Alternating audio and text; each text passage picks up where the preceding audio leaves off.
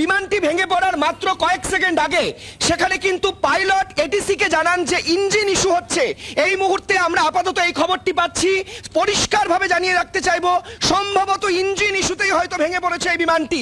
Take অফের মাত্র 800 foot উঁচুতে ছিল, অর্থাৎ যে সময় ভেঙে পড়ে এই বিমানটি তখন ভূপৃষ্ঠ থেকে তার উচ্চতা ছিল মাত্র 800 ফুট।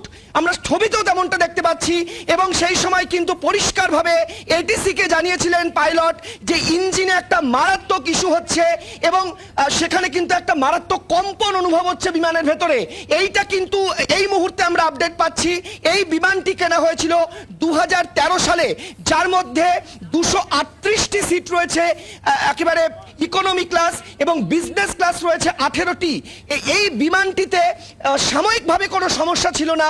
আপাতত যেটা জানা যাচ্ছে যে বিমানটি প্রায় 12 বছরের পুরনো এবং 12 বছরের পুরনো বিমান সাধারণত কিন্তু চালানো যায়, যেহেতু এটি যে বোয়িং ক্যাটাগরির হলেও 787 বোয়িং ক্যাটাগরি ড্রিমলাইনার 8-এর বিমান হলেও এই বিমানটিতে কোনো সমস্যা ছিল না।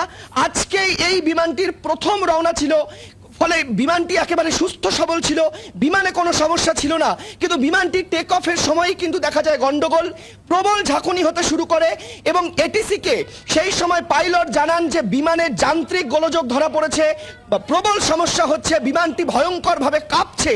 কিন্তু তারপরেই কোনো রকম মেজার্স নেওয়ার আগেই কিন্তু বিমানটি কিভাবে ভেঙে পড়ছে আমরা দর্শকদের দেখাচ্ছি এই মুহূর্তে সেই রোমহর্ষক ছবি।